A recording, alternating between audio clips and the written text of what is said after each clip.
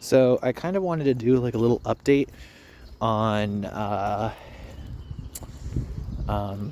the current state of everything. Um, just because I know, you know, the Trump administration um, has been doing some wild stuff as of lately. Um, and I wanted to give a little update on it to kind of just give my thoughts. Because it's quite crazy, you know. Um, so, you know, the Trump administration, I mean, there's been a number of things that have really stuck out to me. I mean, a lot of people seem to really be big on this idea that, like, Trump might run for a third term in office. And I just don't think he'll do that. I don't think he really wants to do that. Just because, like, I don't know if I've described this in previous videos or not, but it seems to me very much like Trump kind of sees himself as being someone who has already won. He has been elected president twice. And, you know, this second time wasn't like the first time, in that the first time you could argue it was more of a Hillary Clinton loss than a Trump victory. Whereas this time, like, very much so, Trump, like, handedly won the election. So, you know, there's a lot of, I think Trump, you know, he sees himself as having won the ultimate fight. And I think in 2028, he is going to be very interested in the prospect of, you know, stepping down and holding control over the Republican Party for at least the next, you know, Republican nomination, possibly the one after that. I mean, you know, I think the Trumpist base, if he says in 2028, nominate J.D. Vance, or if he says nominate Ron DeSantis, if he dedicates his resources and his personality to supporting a certain candidacy, yeah, I think he's going to be ultimately the one that really goes for the campaign. So yeah, I think that's kind of like an update with Trump. Some other things, I know I heard that recently he, like, skipped a bunch of important shit. Like, he went golfing, and it was like a really controversial thing because apparently while he was golfing there was like a ceremony for returning coffins full of dead veterans. Which, if that's so, I mean, yeah, it comes across as incredibly untasteful, and just kind of really solidifies in the minds of a lot of people their negative emotions about Trump. But the bigger thing has been, like, the economy. The economy has been doing pretty badly by most metrics, but I think the biggest one that people are looking at right now is the stock market. Because the stock market typically is what a lot of people expect to tank when there's, like, this big recession. And, you know, there has been a degree of, like, personal connection to this because if the economy is in fact tanking, you know, that is going to be pretty quickly you know, pretty devastating thing for a lot of people. You know, a lot of people, like, the stock market had, like, its biggest downturn since the COVID recession began. According to something I read, there was also, like, evidence that, you know, America might be headed for a massive recession. And, you know, inevitably, there's going to be people who are going to kind of blame it on Joe Biden. But really, I mean, when you look at most of the economic metrics, they really did not show any signs of like massive problems until Trump got into office. So I think it will be pretty difficult, similar as it was for Democrats to blame some of the issues during and post COVID on Donald Trump's first term. I think it will be pretty difficult for Republicans to justify the recent economics. And just Trump, continuing to be himself and do things that are seen as just very not good person-ish, if you get what I mean. Again, it's going to hurt his support, I think. I think there's going to be a lot of those people that, have shifted from, from it. I think there is a voter sect in America of voters that voted for Obama 2 times, didn't vote in 2016, voted for Biden, and now voted for Trump. I do think those voters exist, and I think they're probably going to sway against Trump due to these recent events. It's interesting because from what I've heard, there hasn't been much evidence that Trump's approval rating has necessarily taken a huge hit because of all of this. And I do find it interesting. I do find it peculiar. I think it's something to look at. I think it's something to really keep an eye on.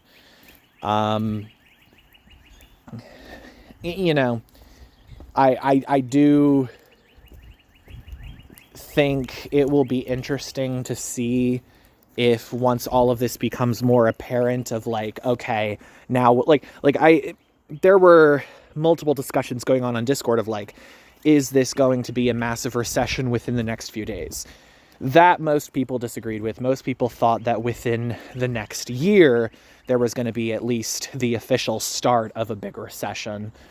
And a lot of them were saying like to the degree of 2008, 2009 recession. Like we're talking a recession that possibly gives the Democratic Party more than enough room to, start to really think about the future of its leadership and allow someone who maybe has a bit more of a radical ideology to kind of pop in and, unfortunately, the most likely scenario at that point is that there will be someone who pops in and falsely promises things to people. So it'll be interesting to see how everything goes. It'll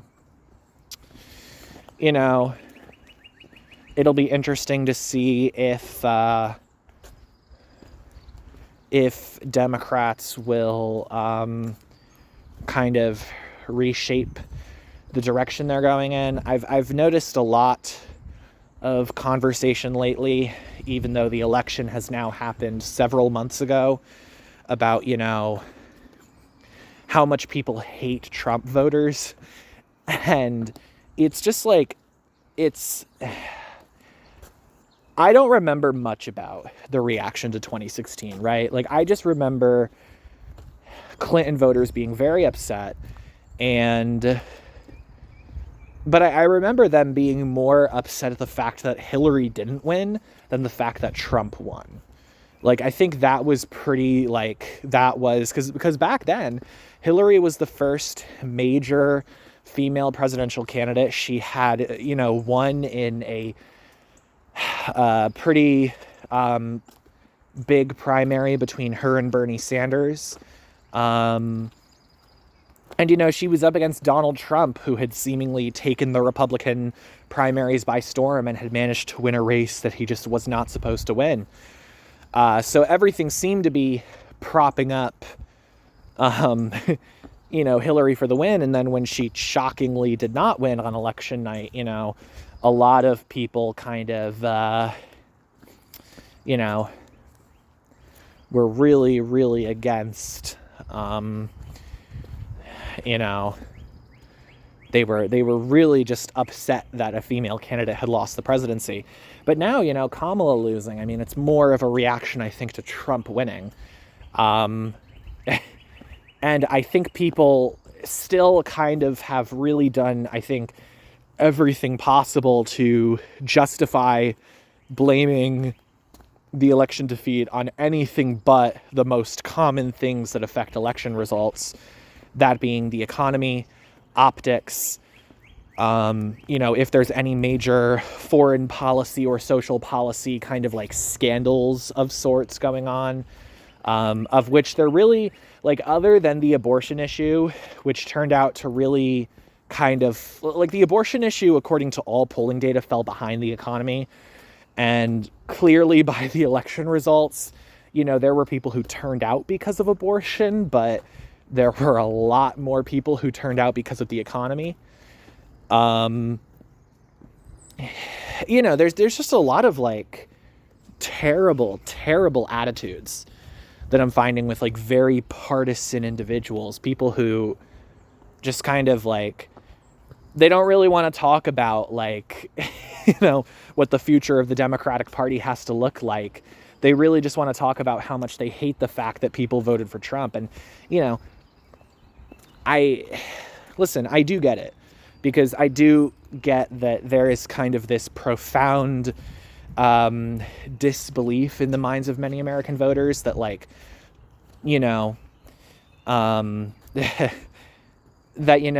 Trump was able to amass such a massive amount of support. I mean, again, he's a very controversial figure. He's never been the most popular of characters. He stands for a lot of ideas that many people consider to be rather bigoted. And, he doesn't necessarily have an economic track record that screams, savior of inflation and all that, But I think a lot of them have come to really not realize, I think, that American politics isn't like politics around the world. We are a system of two parties, and I firmly believe that when it comes to the voters, they vote for change or they vote for some of the same. The people who are up there, sometimes they matter, but usually they only matter if someone is standing out as great. You look at past elections, 1960, JFK stood out as great. 1964, voters kind of wanted to keep the status quo of civil rights and didn't want to feel like they were going back to, the pre-Civil Rights Act era. 1968, voters wanted change. They wanted a different administration that was going to address the Vietnam War. 1972, they kind of felt like Nixon was still kind of the change candidate to, finish the job. 1976, they wanted change. The Republican Party had completely lost their trust. 1980, pretty much the same thing. Ronald Reagan, 1984, they kind of viewed Reagan, like they viewed Mondale as kind of just awful. 1988, I could go on and on. Presidential elections are often decided first. If the candidates are viewed both as bad, then you'll typically see the candidate that advocates for change in a better fashion win.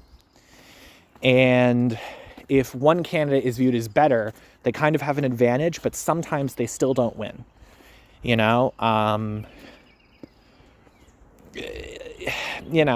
It's why John McCain didn't stand a chance against Obama. Yes, Obama was black, but he was also a candidate that advocated for very robust change. And he came across as a very pro-working class individual.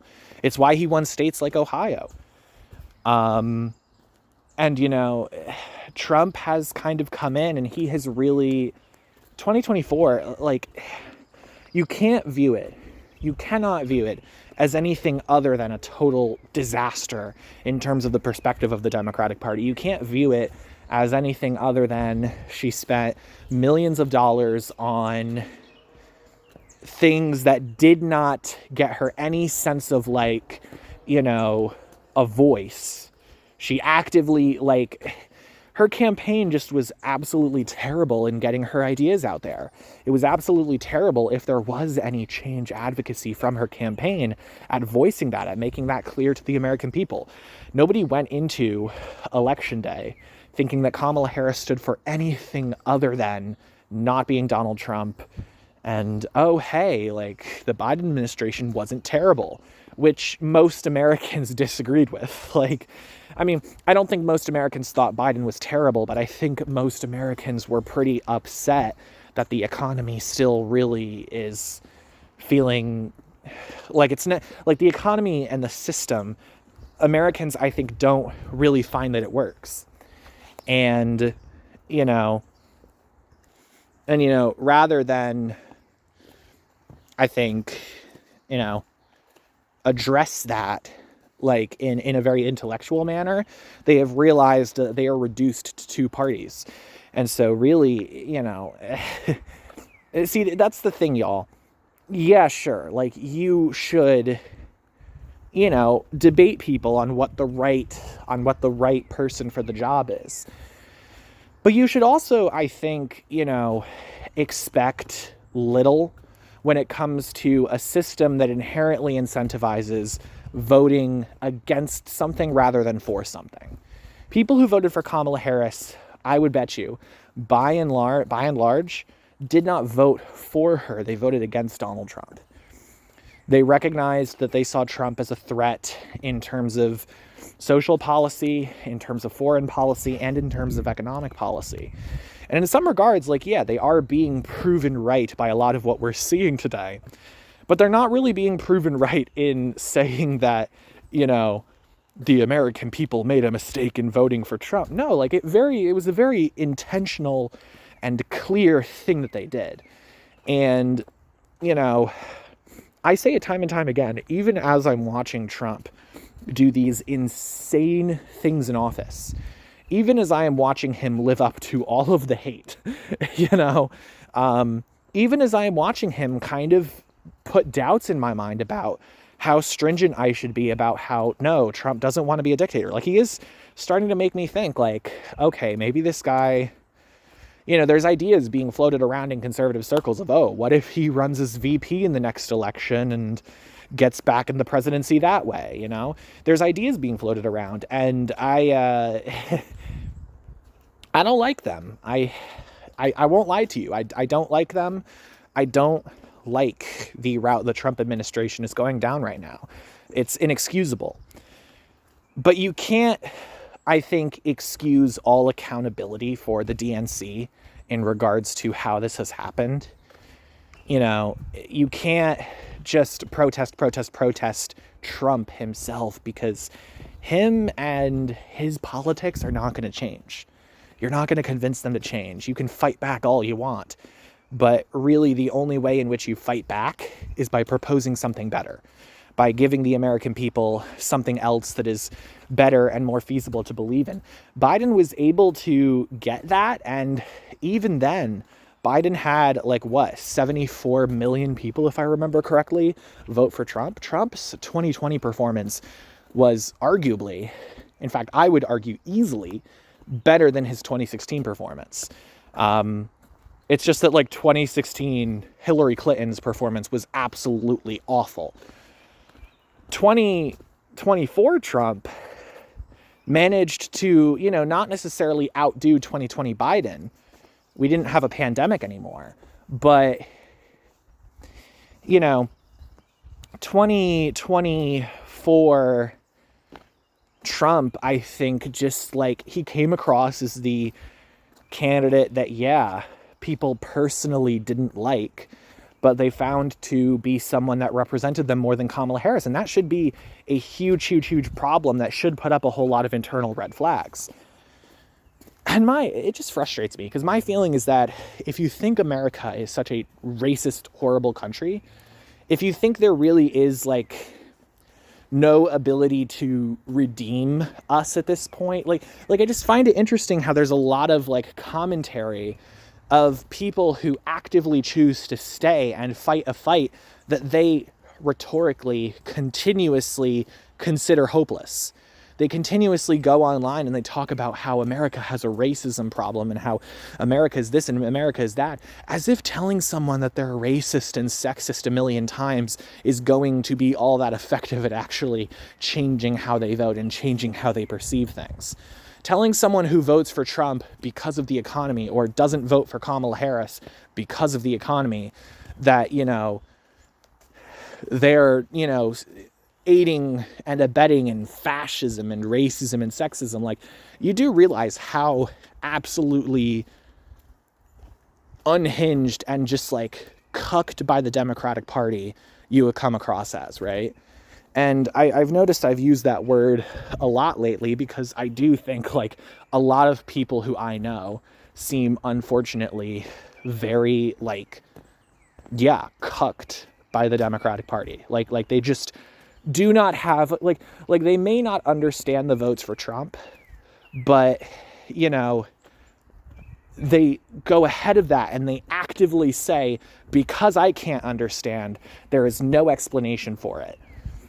And it's also frustrating because people who have never delved into electoral analysis, people who have never been involved in politics before this, they're making it their political awakening to come out and say that people voting a certain way was a mistake. And that people that they can't understand an election result. It's like, yeah, duh, you can't understand. So why is there such a large amount of commentary about this? Like, if you can't understand something, I don't understand and I don't get at all why people comment on things in such strong language when they admit they don't understand them.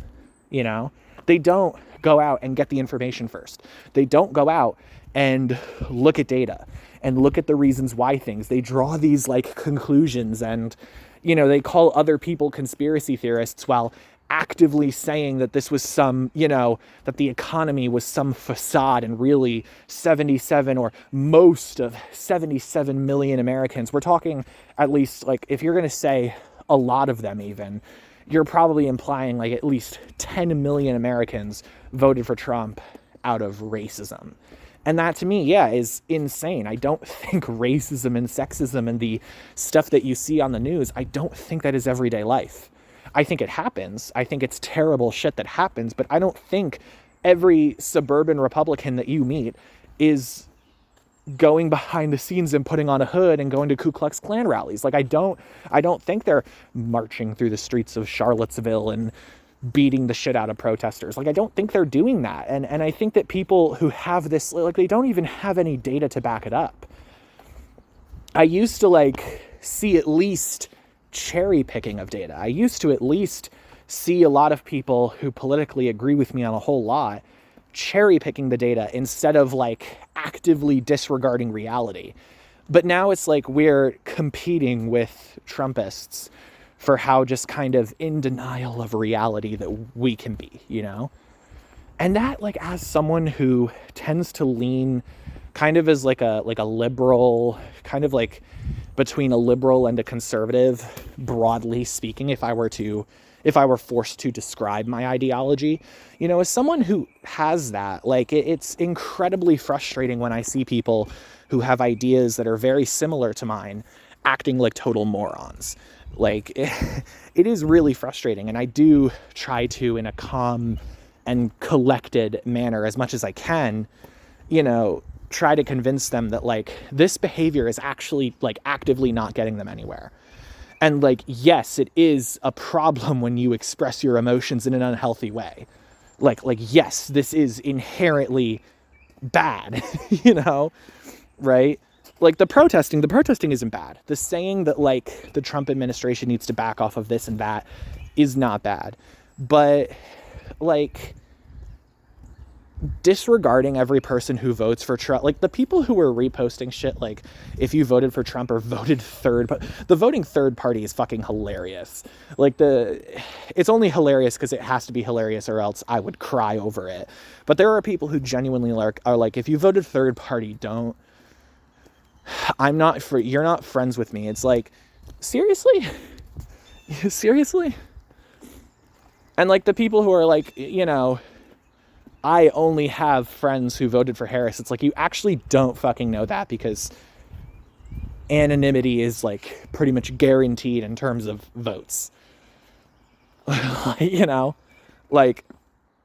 Yeah, you don't actually know that. It's just frustrating. Just the behavior is terrible. And as someone who comes from this sect of politics, I'm very critical of it because I know it can be better and I know that we can be good. There can be good guy behavior. There can be good advocacy, good conversation, good discussion, good activism for things that we care about. It's just when it comes down to it, everyone's like, oh, well, Trump bad, so therefore you must vote for Harris. It's like, that's not how you earn a vote. You have to earn a person's vote. That is my thing that I will continuously repeat. And I have friends who don't even know, they didn't, it was a joke at the time, and it still kind of is a joke, but I have a number of friends who, when I asked them, who do you think you're voting for? Just kind of out of curiosity, they're like, oh yeah, that woman, that lady. I'm like, are you fucking serious? Like, part of it, like most of me was kind of like, oh, that's really funny. But there was a small part of me that was like, do you realize how, like, do you realize how sad that is? Like, not against you, just for you. Like, how sad it should be to you. Or I don't like to say how, like, people should feel. But, like, do you realize how, like, problematic it is when you don't even know the name of the person you intend to vote for? Like, that should be really, like, something that you should really know pretty confidently when you're going into the ballot box. Like, who do I want to vote for? And it is the mentality that a lot of these people are kind of raising people to be. It's like, I want to tell young men, especially, because they're often being kind of, like, courted to be like, vote for Democrats or else your girlfriend will break up with you. First of all, no one knows how you vote. No one knows who you vote for, how you vote. You do not have to show anyone that. I don't even know if there's a process to, like, prove to someone who you voted for. You don't have to do that. Anyone who's, like, saying, like, send me a picture of your ballot or else, stay far away from them, because that's fucking creep behavior. But in terms of the people who ask you who you voted for, you are fully within your rights of saying, I don't share who I vote for. I don't share that information. You're fully within your rights to do that. And, protect yourself, Don't let people bully you into supporting certain causes. They can, of course, choose not to associate with you, but as far as I'm concerned, anyone who really, like, it should be a huge it's a huge red flag to me when someone says, if you don't vote a certain way, I just can't be friends with you. It's a huge red flag to me because they don't understand your perspective. They don't understand where you're coming from. And they're trying to, make a choice that really is yours for you. And that's, like, always a huge red flag for me. Like, again, I don't believe in that. I have a strong value against, I value the idea of us respecting each other in at least what we vote for. Because in America, what you vote for, it decides a lot, but at the end of the day, does it say a lot about what you believe? No, because there's two choices. If you choose to vote for Trump based purely on the economy, let's say you're that kind of voter, in theory, it says nothing about your views on racism, sexism, foreign policy, all sorts of domestic policy, right? Your views on, immigration. It says nothing about your views on Social Security.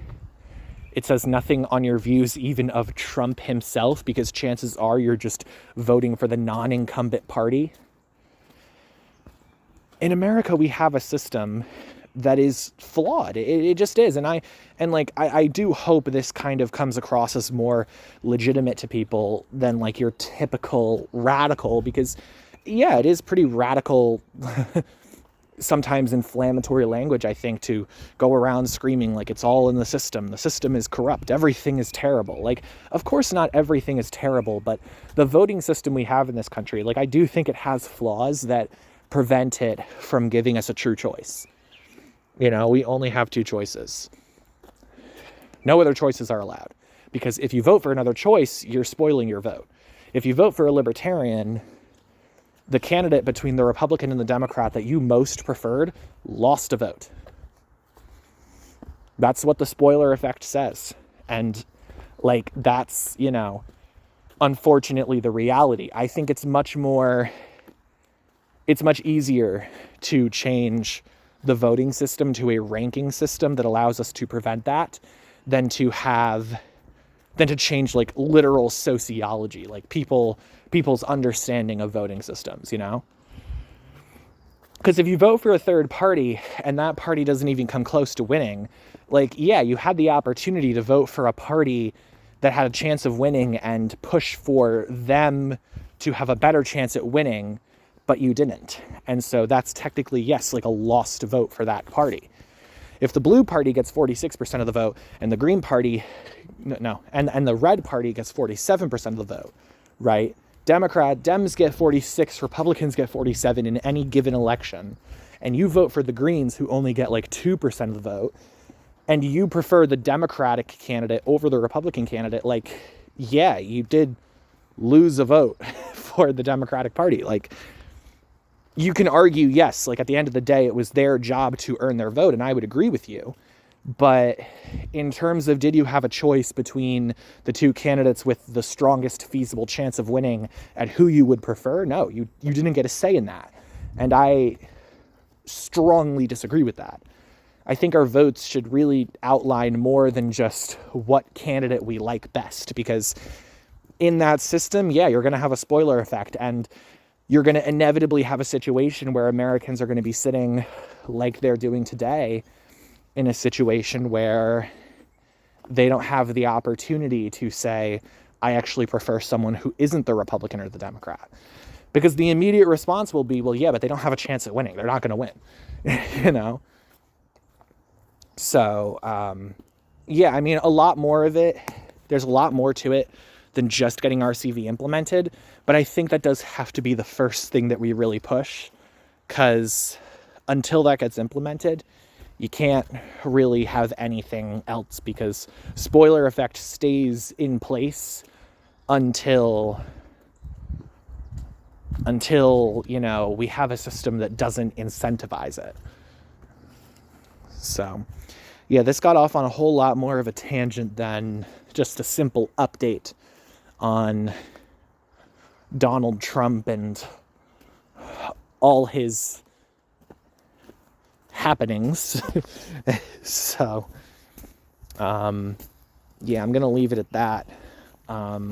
Yeah, I find myself very frustrated with people. I just feel like people are being bad humans to one another based on a box they checked off between two boxes that doesn't say much about who they are. And they're presuming that it does because, oh, you know, like, I don't think people realize, like, you can pull it the other way, right? Like, you can bring out something that Kamala Harris has said or done that was terrible and say, like, oh, if you voted for her, you actually voted for this, right? And your response will be like, oh, well, it's better than this other thing. It's like, yeah, but that's like your oh, like, do you understand where we're getting at here? Your vote isn't for something. And that is a huge problem. Like, minimally, you shouldn't have a system that guarantees that 90% of the time you are going to be voting against something rather than for something. Like, we shouldn't have a system like that. And people suggest, like, oh, make it the primary system. It's like, the primaries are untrustworthy. The parties will manipulate that shit. They did it with Bernie Sanders. Like, I didn't really know much about it because I was never really so fervently, like, in agreement with Bernie on a whole lot when I was younger.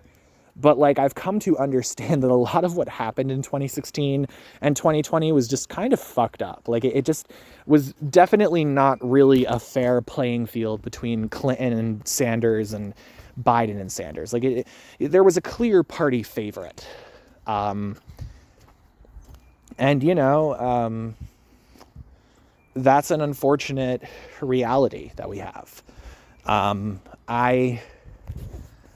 You know, Bernie's kind of too old for it now, but I really do hope that someone comes in and at least is able to, you know, tell Americans how it is, you know? I'm just kind of sick of this nonsense of vote for the Democrats or else you're voting for Trump. Yeah, I'm sick of it. Giving me a headache.